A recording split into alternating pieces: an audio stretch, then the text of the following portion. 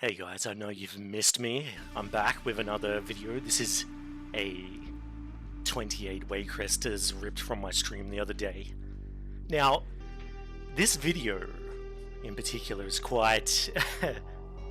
well, let's just say this is not the cleanest run. I had been streaming for about 8 hours at this point. You know, if you know anything about my streams, that's very long. My streams tend to last 3 hours on average. And I just wanted to do one more key for the week. I'm fucking tired as hell. But I'm like, I'll push through. Now you'll see me like blink a lot because I got eye strain. And there's all these things going wrong. Anyways, I say that because I made, you know, as a premeditated excuse for the amount of mistakes or bad calls I make in this run. And this is the reason I wanted to showcase this particular run. And kind of give commentary on, you know, things such as how to recover from bad mistakes. And still give, you know, some tips about waycrest that you otherwise may not know, especially regarding brew. So, I made a mistake of putting my transcendence too far back, risky, didn't end up mattering here. The reason I stopped in the hallway is simple. The witch can be a random spawn, right? So, you know, you can get the soul charmer, and if you get the soul charmer, your kicks are going to be a little bit sketchy on fortified. Let's say you're doing a 28 waycrest on fortified. If it was tyrannical, it wouldn't matter so much because the soul charmer by default is not going to one-shot. But in this mode, you will notice that it's, you know, you get to this kind of key level and it does. Whereas Etch doesn't have a kick. Obviously, Etch is very threatening on its own. But the captain's, you know, the captain guard pack, as Brew in particular, it's not hitting hard enough to really be that relevant. So the only reason you'd want to pull one of these sets instead of two is if you get the Soul Charmer. Therefore, cannot get the debuff easily from the captain. Obviously, we have Purge and we have Master Spell and such, but for the most part, it's just easy to expect that if this goes off, it's going to be problematic for your run. Now, obviously, you don't have to play the pack in the opening room. I just figured this is the best way to do it. You know, it gives you a bit more space. You can chain in some of those smaller adds as the mobs start to die. You know, it's very...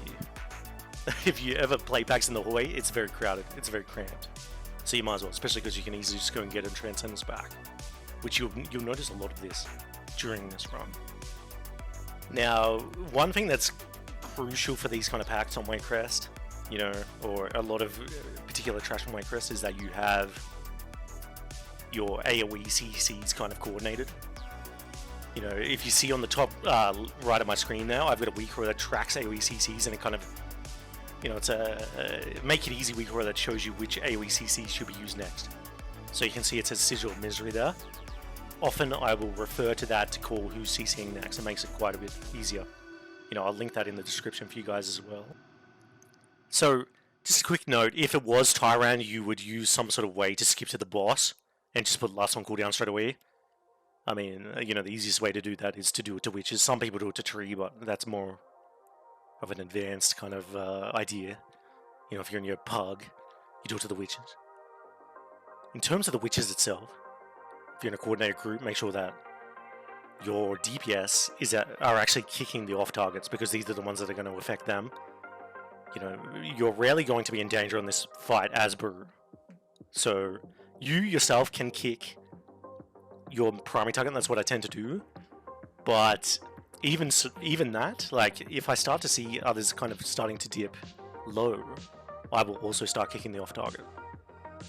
And then just make sure that you're using a defensive on Runic Mark. Obviously your team, it's desirable to try and skip the second Runic Mark on this phase, but in practice that rarely happens. So, as you see, I used Diffuse on that first one. The second one's going out, I'm going to use Celestial, and I'm going to use Mike Spell Harm stacks and try and take pressure off the healer so we can heal other people. And now, as you saw there, I'm starting to kick, okay, I just kicked air, which is pretty good. But other than that, I'm starting to kick off targets a little bit because Light Priest is falling behind, and that's because we miscommunicated our defensive use a bit on the Runic Mark. Now here, as Brewmaster, you know, we're not paladins, so we can't bop. We can't. The only thing you can really do to help your team here is, okay, see, it's on Light Priest. There's often, he got bop there, obviously, and you want your team to be using your their externals on people to get the thing, or their dwarves or whatever. But in the case in which you're concerned that this is going to cause issues, especially if it's the second one, just start vivifying the target. Try and help the healer get the target above 90% before it phases. A few vivifies, sure, you lose a bit of DPS, it doesn't matter. Just fucking do it. And other than that, you know, not much else to say about this boss. Just you know, kick main target unless you see your healer form behind, then start kicking off potentially. Try and save some damage so you don't get a second ring mark, but in practice this really happens. And yeah, you know, if you play correctly, try and get some diffuse value, whatever. End of the day though, you know, while I'm still torn on whether to play diffuse or the other one in here, it's only like guaranteed diffuse this week because of bursting. If it was not bursting, I would potentially play the other talent, so diffuse is irrelevant. So, something that I'm going to talk about a lot in my videos coming up, and this one is, you know, the concept of volatility in a chain or a pool. And in this case, the reason that, you know, it's quite easy to pull the Acolyte onto this last boss is because this is a really low volatility thing. So let's say the worst case that can happen there is that somebody gets like the kick from the Acolyte and the Jagged Nettles at the same time. There's really not many scenarios there that are going to cause wipes.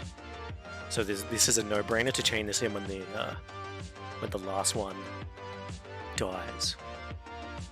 Alright, so this is somewhat inefficient. There's no reason, like, yeah, you know, it's possible that as soon as I noticed that the witch was dying at the same time as the other pack, I should have just ignored this and went for count elsewhere, but I am not entirely certain about this. This is just not very efficient. Or try to chain this into the next pool. Especially if it was Tyrant, I would definitely try and do that. Ideally though, you want these both to be dead by the time the witch dies. Again, in practice that rarely happens. Maybe one will be half elf. So on this next pool, again, as brew, these captain plus guard packs should not actually do that much damage to you. You know, I rarely suffer. I rarely struggle with these. So you got Rune Weaver. Just waiting for the pack to get here. I'm generating some threat on it. And then I'm going to chain into the back corner. There's other alternatives here as well, but, you know, at the time I was like, okay, back corner's fine. Because so you just get one person kick captain, in this case is a paladin, and then the others will kick and stop the runic disciple in this particular set of mobs. If it's tyrannical, you probably play a bit more. You know, like, I know that's a very vague thing to say, but it's true. So, coming up to the Courtyard. You know, I was talking about volatility earlier, right? And now, what causes volatility, especially if you're not in comms? You know, this is a big thing, right? And I'm going to try and, like, address non-comm situations more on my channel because this is a frequent condition in which my viewers are in. So, you know, sorry, I just fucking knocked my desk with my knees, Jesus. You know that, waycrest has a relatively easy timer. So you start to think, okay, what should I pull large pools, and then what's kind of more risky or more volatile, and maybe I have some leeway to ease up a bit, especially if I'm not in comms with my group. If you're doing 25 waycrest, you're pugging. You're gonna, the reason I'm doing Fawn Shape alone right now is because Plant was drinking in mana. So I just pulled one, so we hit it a bit while he gets mana, then I'm gonna chain as soon as these hounds come in. But yeah, as I was saying, in your pugs, don't overdo Fawn Shapers. And if you do, just try and get as many stops as you can. Do it late. Okay, so there's two schools of thought. Either do it late, or do it early. Not in between. Early, so someone doesn't overlap. Or late, so you know it's not getting kicked. Or, you can be pretty confident. And that way, hopefully, you'll get as many as possible within a uncoordinated set of conditions.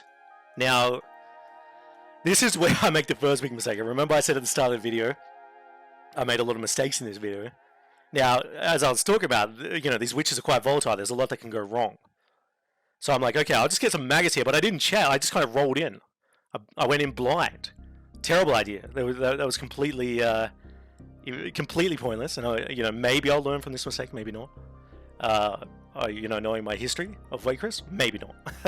But yeah, so if this happens and you think, okay, well, the chances of us successfully killing this, and you'll have a good idea of this based on how quickly you start taking damage.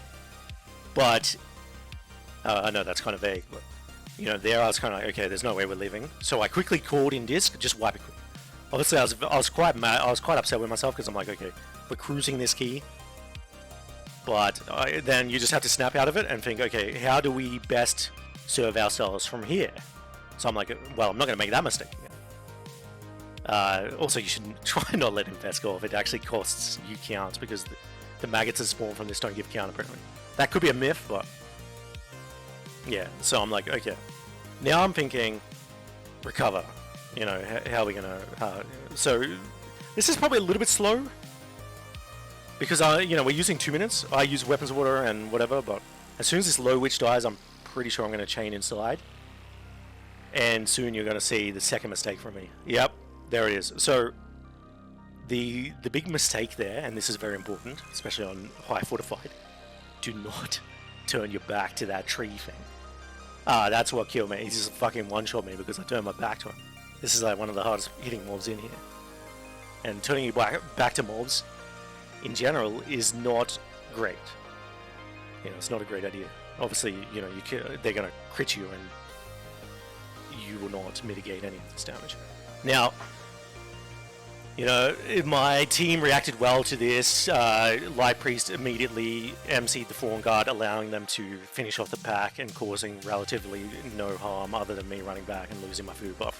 And yes, I lose my food buff because I'm too stingy to buy the fucking thing. So now, I was about to go in and my teammate said, okay, we've got a last mate, we should do trees. So I'm like, okay. So we do Matron Brindle here with the Fawn Shaper. Again, this is low volatility. So when you're thinking about a pool and volatility, Brindle herself, unless you make some major error, doesn't do that much damage to the brew. So, if you've got 1 or 2 witches in front, as is a common thing, you can pull those. You've got the kicks. You're not too worried about the damage from Brindle. Coordinated kicks, and then again, if you're in Pug, you just try and get as many as you can. Many stops, you got your power, you got your ring, you got your leg sweep, you got your kick. And yeah, fundamental brew tanking against Brindle. Now, I'm about to chain again. This time I'm not as worried about the Gorges. So notice I did a similar thing, because if the Gorges were there, this would be a completely manageable pool. Brindle herself does not provide a substantial amount of volatility. I would have been able to press 4 brew straight away, and it would have, even in a way, been efficient. You would have just had to make sure that so the hardest part of this pool would be, well, spread, so you don't get like insane gorgeous stacks, but also you want to make sure you're using the AoE CCs on a maggot, or the maggots that come out, because those are the ones that are causing the volatility in this pool. And then, yeah, again, identify what causes the wipe conditions or whatever you want to call them. Sort that out, and then stabilize, go next, whatever. Now, because I'm a little bit worried about time, either way, this is fine, because maggots by themselves, as long as they're CC, do not do anything. So I stop it with Ring. I notice that Plant has full mana, so this is completely fine. There's no flaw with chaining the Peasant onto the boss. So with Soulthorns, as Brew, you got to think about your major contributions to this mechanic. The first is you have decent single target, right? As if you save the Blackout Kick, Tiger Palm, fucking Rising Sun combo, whatever, Exploding Keg, you can do a fair amount of burst to it, and especially if you're press advantage. Of course, most people are not calling it press advantage anymore, but if you are, try to save your 10 stacks for it. Your 10 stack hits. And then if you're in a coordinated group, kind of try and suggest within disc when you're going to use your Todd, because that is a major defensive in a way, or a major burst towards this, it does about 35% of the damage, which is substantial. So it usually can be paired with like a light cooldown. So you want to be communicating. Whereas in a pug with no comms and no coordination, all you can do really is you can try and guess when things are going wrong. And the best way really to do this is to just see if the person is getting close to death. I know that's very simple, but of course you can track the defensive, see if they use. But there's more to it than this. Like, obviously defense is going to be nice for them, but is the healer also using healing cooldowns, juice, whatever. So as Brewmaster, you on Tyrant, you should ideally be clearing every second one. Like, you don't want to make it to, again, it's about volatility. Like, it's very easy to control, and you don't want to go into a situation where you go into a dry streak. So a few important things going into this boss to check if you have or do not have Cheat Death Trinket, because this will change the way you play it a little bit. If you have Cheat Death Trinket, you should, you can greed your clears on Expel Harm a little bit more. Sorry, not Expel Harm, Purifying Brew. Therefore, getting more value out of it, getting more healing from this. You know, making sure that you're not getting brew stuffed. However, if you don't, you gotta clear a little bit more often, and you gotta keep in mind that you're susceptible to getting one shot. As you saw there, I did get one shot, and my team again saved my ass because the paladin bubble taunted the boss, meaning that no one else died to aggro, and then the paladin also B-res me. So my error in judgment and whether I could survive was fixed by my teammates. Again, another wonderful Beeonn mistake of this key. So when you're pulling out here, I always do the exact same thing. I tell my team to wait in the courtyard, and if you're gonna pug no comms, just type it in chat, wait, loss here. And then I go in, I pull what I believe to be appropriate, and then I transcendence back. And it's a very clean way to do it. And then as soon as they come through the door, because there tends to be maggots, you just wait for them to come through the door, everyone else losses, and then you kind of use your leg sweep on the first set. I tend to use my leg sweep on the first set, and if there's gorges, I tend to use my Ring of Peace on the second set. So again, okay, so those back mobs I chain when I believe that it's otherwise not volatile enough to worry. I'm not sure if I did it after or before the maggots died here, but typically it'd probably be after.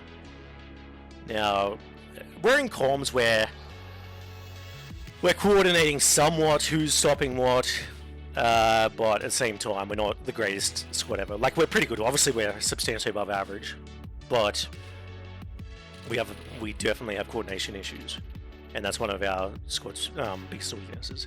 And I believe, in general, this is one of the biggest weaknesses that plagues many squads, because you know, when you're not top of the bunch and you're constantly changing around players, and you know, your focus is elsewhere, it's not always easy to coordinate in such a clean way.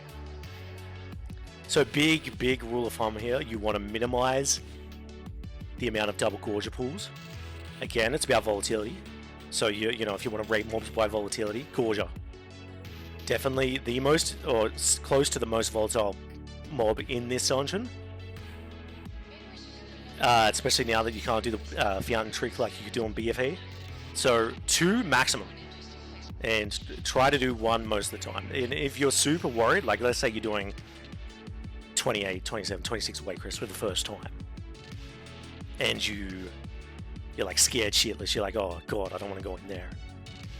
You know, pull 2 gorges and suddenly everyone's dead and we've lost fucking 60 seconds. We know the timer's loose, so we just want to be safe. If you've got a situation where you can't avoid pulling 2 gorges, you could just power 1 and it comes out later. Like, that's traditional, or it's not really a common tactic amongst high key players, but you have to think about it like this. And this is how I try to suggest people think about keys, is that, you know, especially if you're pugging, is that you have to control volatility as much as possible as a tank. And if the answer, if you believe within your judgment that using paralysis on one of the gorges as you pull the mobs out, causing it to come later into the pool, or in the next pool or whatever, is the correct way to go about this, then trust your gut and just do it. Someone questions you to say, okay, I thought it might be too risky, whatever. But in the event you do pull 2 gorges, fundamentals. I mean, it's nice to try and desync them, using some sort of single target stop, but spreading out so your whole team doesn't get womboed by a double jump or something. As you can see, I'm like derping around a bit here. Another great tanking example. I thought a pack had pulled that didn't, so I went back in to get more. If you do that though, be very careful, because going back in, it causes conditions in which are, can create unexpected outcomes. I don't know how better to say that, but I've done that many times where I've just gone splat. But this, I was worried about time, so I'm like, okay, well, I have to try and pull. As you can see, my pulls are not like massive. I try to follow similar fundamentals, like no more than 2 gorges, not too many maggots. Everything else you can kind of do a decent amount of. And even maggots, if you have enough coordination within your CC that you know that no spits will go off before they die, and you have a lot of like front-loaded AoE burst. But it's like the big one is never triple gorger. Even on Tyrant, just don't triple gorger, you will die. And if you don't, it's a fucking miracle. So again, I've told my team to wait. I go and don't do what I just did there. Do not pull that pack with Crackled Jade, because your Bone Dust can proc and it'll pull fucking fatty, and then suddenly you wipe because he starts slamming his fat fucking hands on the ground. And as you can see, I leg swept again on pull, stop the spits. I did miss the second spits, but we had barrier down, whatever, we recovered. The maggots are starting to die off, so the frets are leaving. Some of these mobs do hit particularly hard. Stewards hit hard. There's something else that hits hard here as well. Just make sure you get value out of your purifiers. Again, see, I'm riding quite high stagger here. Don't be afraid to ride high stagger, like, as long as you know it's within your control. It's when you start to lose that, you start to dip more and more, that's when you got to be worried. But I know that a lot of Brew players are asking me about stagger clears all the time. And they're like, okay, so why am I running, like, why do I feel so squishy? And the reality is you feel squishy because you're not trusting your stagger enough. You need to be, you need to visualize stagger not as, holy shit, it's at 200%, that's two times my HP, but more so in a way of, well, 200% is a lot, but think about it in how much that's actually ticking on your health bar per tick. 0.5 second or 0.65, whatever problem we. And 200%. You think about this, it's a lot, but it's not an unmanageable amount. So, and your self-healing, especially this season, our self-healing is substantially better. You're not gonna die instantly, and you'll get a lot more value out of your Breath of Fire because of the stagger scaling of this with Dragonfire Brew, and you'll always be at max mastery if you don't worry too much about your max mastery with training in Azia. If you don't worry about clearing stagger as soon as it goes red. Overall, just try and clear a little bit less. Obviously, just always have one charge on cooldown within reason, but yeah, don't go crazy with spamming fucking Purify. Now, this boss, sorry, I get into these rambles, so this boss I should talk about a little bit. And you want your team to be melding the Rotten Expulsion. This serves as a way to reduce wipe conditions on this boss. You want to, the best way to get aggro, in my experience, on these little shits that spawn, is you can taunt the far one and keg smash the close ones. The keg smash tends to hit all the close ones, and then the taunt will get the far one. Or you can chi wave also. You do want to be parrying one of the servants, but again, I wouldn't stress that much about that. Like, end of the day, this change doesn't change the outcomes of the boss that much, because you know, if the servant's there, you can bring it to the other ones, and your team just kind of AoEs it down, leg sweep when it's closed, taunt if there's a sketchy one, etc. So if you don't power, don't fucking stress. Like, I find myself powering not that much. Of course I'd like to power, but I just don't think about it. I've got other things on my mind. You know, I'm not a perfect player, I don't think about fucking everything. Now, this is another, again, there's a lot of mistakes in this video. This is another mistake. Like, I've left my route in a way to pull this bizarre pull, which not only gives fuck all count, but it's quite volatile because there's 12 maggots. So as you see, Light Priest immediately dies, and then we fuck up our AoEs here. Vlay dies, and that's simply because I didn't call. I could have called, but I think people also tend to get a little bit complacent sometimes. But 12 maggots, you have to be CCing. Someone's going to die. So, and then the next gem in my chain of wonderful decisions is we kill this, and I decide, okay, well, we should chain, because this is a peasant's going to spawn maggots. So I go down and get the next pack. Now, I forgot to observe something.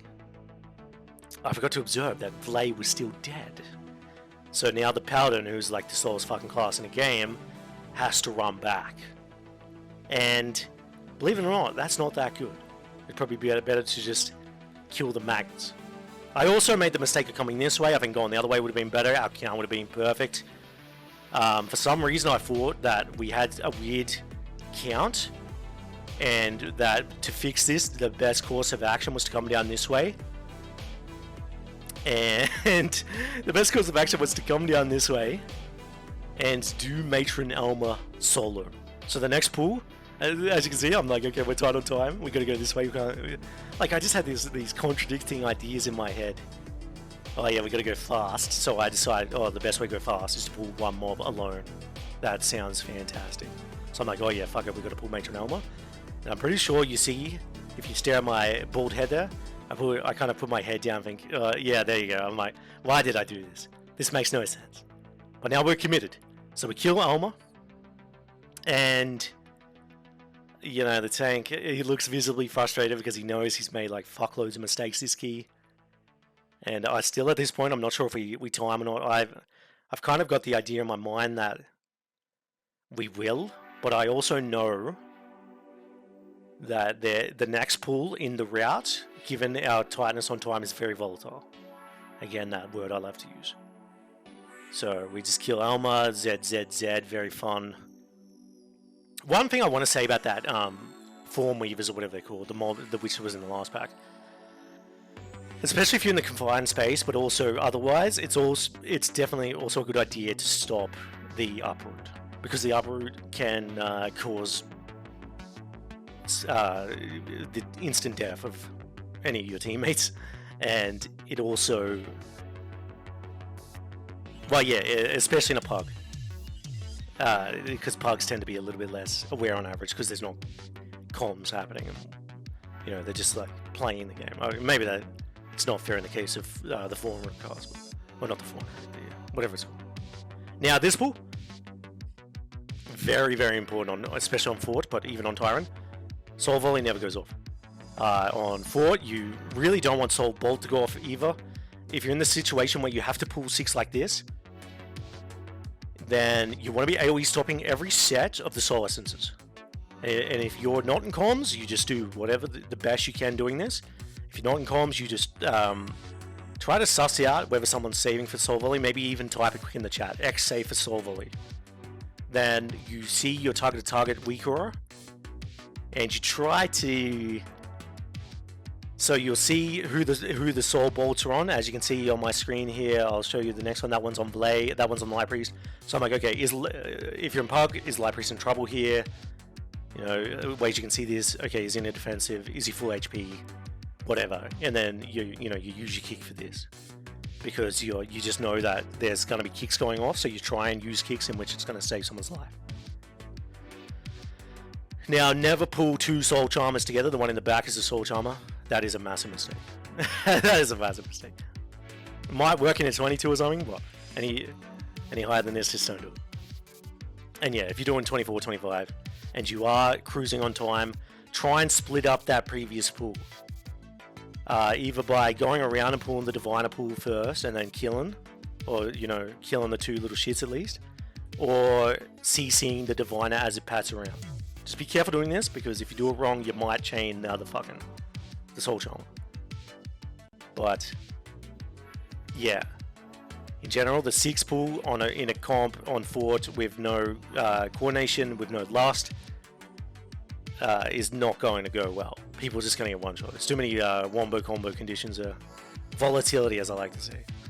So, and I'm going to touch on volatility and dungeons a little bit more in future videos, because when you're looking at routes, or routes that have been suggested, or generic routes, they don't really, they might do like a pug friendly route or whatever, but they still don't touch on adjustments you should make based on how your pug's been acting and so on. So I'm gonna try and make a video about this in the future for tanks to try and understand a low risk way of playing pugs that may or may not bring you more luck, because in general, you're doing 24 in a pug, time is not going to be that big of an issue. The timer only becomes the issue when you start fucking wiping every 5 seconds because you're trying to pull like Dorky on a Friday night. Now, on this boss, this doesn't school us as much as it once did. We have good tools against this. Back in BFA, I used to play Brew as well, and this was a horror boss for me. But now, it's actually quite simple. Just Celestial, you'll have a Celestial for pretty much every fucking thing, but you also want to be using cooldowns. As you can see, I am not, and I'll be the first to admit. And again, another point in my videos, and a point I'm going to try and strongly make throughout, is I am not playing optimally or even close to optimally on a frequent basis. Obviously, I'm playing decently well, but especially with certain things like diffuse, I am not playing optimally. I am not getting good diffuse value on average, and I never do. And that's why I think, for the most part, I just will not run diffuse. The only exception is on bursting week, or where I believe there's some reason why diffuse will be substantially better in a key. Now, we kill and we look at the time and we're like, okay, so plants on low mana. So here I say plants start drinking, and we've decided we have to play the pack on the boss.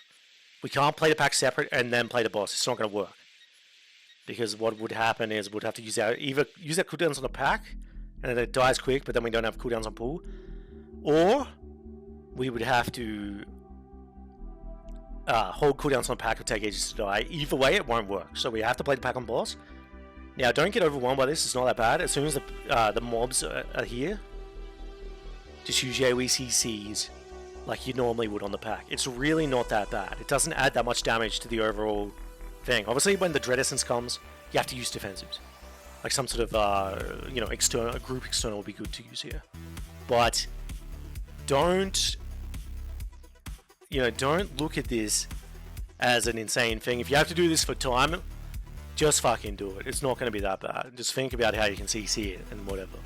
Don't hesitate and not do it and then deplete by 20 seconds because, you're so scared. But, yeah, the reason we went when plan had no mana, my plan was to wait for a bit more mana, but he accidentally aggroed the mob, so we decided we just have to go. And again, he started on 20% mana and still, it's not going that badly. Now, I believe I do proc cheat death here, it's fine. That's what cheat death's for. I don't think you should be so worried about proccing cheat death, because especially if you're on the last boss of the key, and because you're getting the haste, you're getting that DR from it. It's like a fucking external, right? You might as well just use it.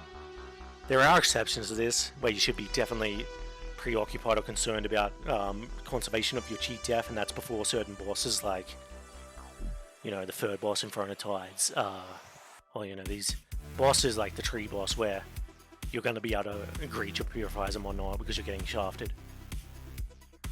And having the cheat death is going to make you feel much safer. But on average, just play and don't go crazy on pressing buttons and spamming buttons because you're worried your cheat death might blow. Which I am guilty of doing sometimes. There are exceptions to this. You know, if you're doing a massive pool and you're at the start of the pool when you're getting absolutely pummeled and you've already used like an external, you've used 4 brew, whatever, and it's still not enough, there is merit sometimes to just continuing to press buttons because as soon as you stabilize in a big pool, you know, you've got your weapons of order stacks on the bar, on the pack, and you know you're starting to bump damage. Your self-healing will be substantially more, and you know you'll start to get into a sequence of having chunky celestials on you, and of course you can just kite, because you would now have substantial amount of aggro, whereas previously, you know, at that start, if you proc cheat death, not only does it freeze you for a bit, but it puts you perpetually behind in the pool, and then you know you might have to kite, but you start having aggro issues again, or whatever. But yeah. Just quickly, that last boss, just kick the thing. Use all your tools to stop it. In an ideal world, you want to be the one stopping this on average because you don't want your DPS using globals. You know, your global is substantially less valuable on SD on average than a DPS. So, you don't want DPS to be using it. But yeah, I hope you guys enjoyed this video. I think, again, my main point of showing this, well, one, because I thought it might be a little bit funny, but also to show that the best way to deal with stability issues in keys is to just try to reset and think, okay, how best do we time from here? It doesn't mean like you just endlessly try to time keys that are obviously dead, but you need to try and have an idea, like a little bit of an idea of when the key is actually dead. But if it's not actually dead, reset. Try and forget about it. You know, and if you think it's stability, you know, like that pool, I just said wipe quick. You save so much time doing this. Don't try and, like, unless it makes sense to do so, don't try and keep the pool alive. Like, your DPS should not try and keep the pool alive for the sake of you getting back. It's, in most cases, much better to just reset quick and then go again. Now, I'm just going to show a bit of my footage of me looking for a key or whatever here because I want to discuss something else more briefly. Obviously, you know, I call myself the dysfunctional brewer because I deal with all these different, you know, well, consistency issues with my play and all this shit. But a few people have asked me for, you know, if I do coaching or advice, and I'm like, okay, well, maybe this is something I could do if there's enough interest. So, if you guys may be interested in coaching from someone who understands all the dysfunction of low keys and, you know, how to kind of counteract quality issues in keys, hit me up on Discord, Beeonn, B-Y-O-N, and we can discuss, and you know, maybe I can gauge some interest in whether people are keen on this. If you guys have any questions about this run or in general, feel free to post in the comments or to come to my Twitch. I'm live about 3.5 hours a day on average, and you can ask anything, and I'll happily answer. Thank you so much, guys, and yeah, more videos to come. Thank you.